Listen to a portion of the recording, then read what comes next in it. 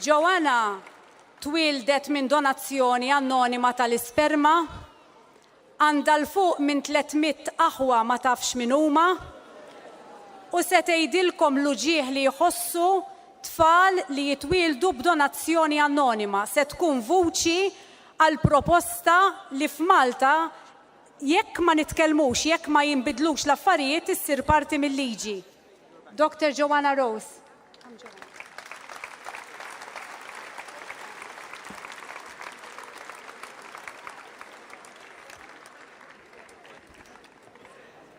Thank you so much for the honor of being invited here.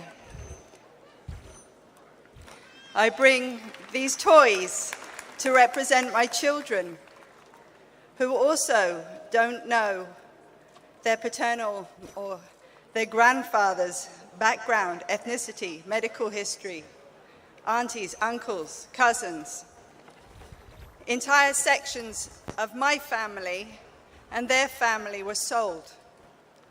So what I thought about and learned from my experience of being donor conceived, and believe me, I thought about it a lot, is that I believe in truth, not deception on our birth certificates. I believe in the importance of knowing your ethnicity and your culture,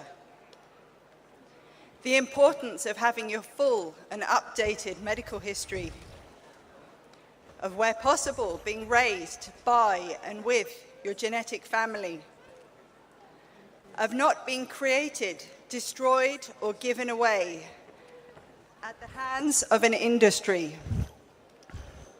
I don't want my children to be targeted for their gametes.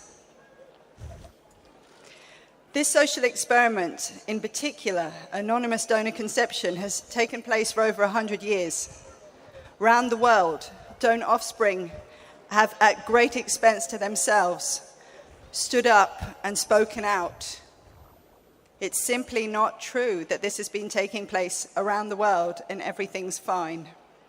You're right, Malta. You're right to make a stand.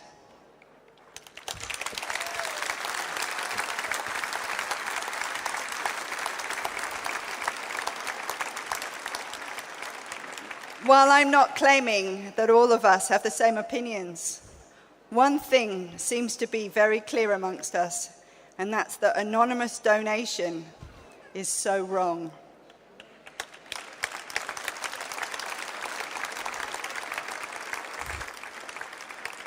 I wanted to say to Parliament, where is the empathy for us? But I see it's here. But this legislation is willfully ignorant and cruel of all those people around the world at great expense to themselves, including myself, a 7-year High Court test case that I won in England against anonymous donor conception.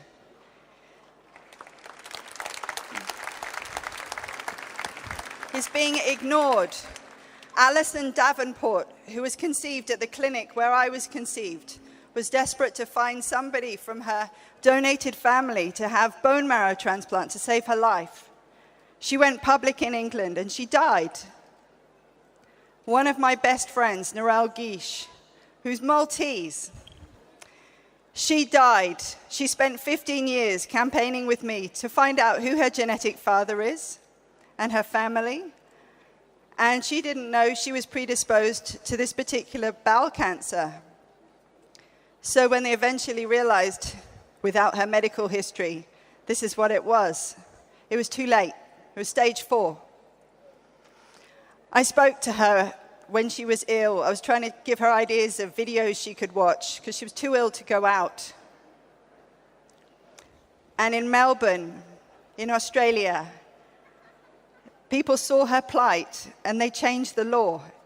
You have a beautiful woman from Malta called Narelle Gish, and there's a law called Narelle's Law in her honor. Be proud of her.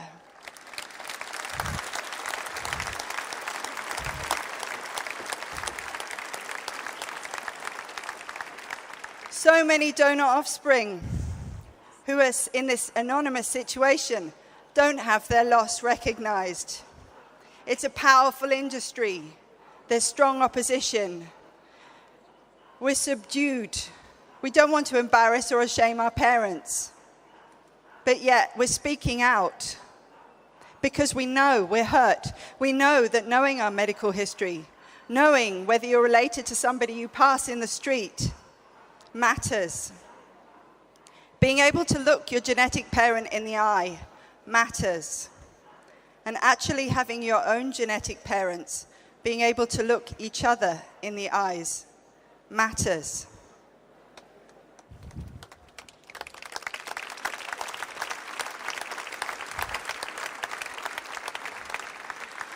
I was created, my mum was a nurse.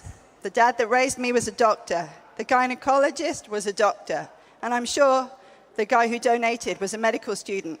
Every single one of them knew about the importance of medical history. But they turned a blind eye. It's called blind empathy. But we need to not be blind for the interests of the future generations.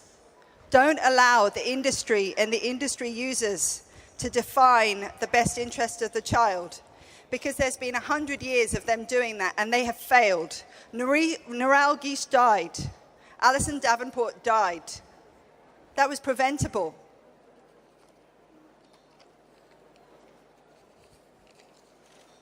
Narelle Gish was my friend. I loved her and she loved me.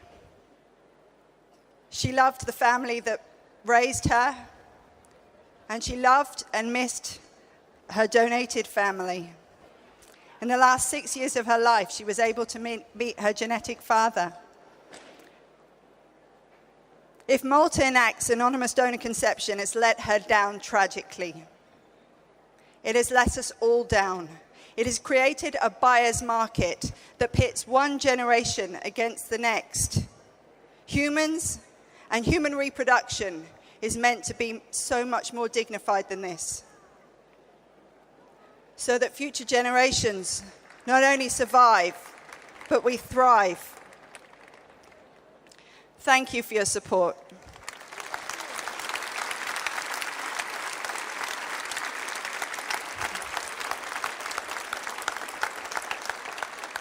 You'll warm the hearts of a lot of people who are affected and hurt by anonymous donor conception around the world to see you all here.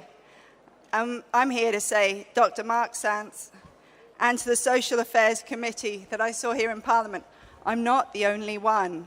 If you did your research, there's people that have done court cases, they've done PhDs, they've engaged with research, they've engaged with the media, they've created support groups, they've done everything they can to raise their publicity and public awareness.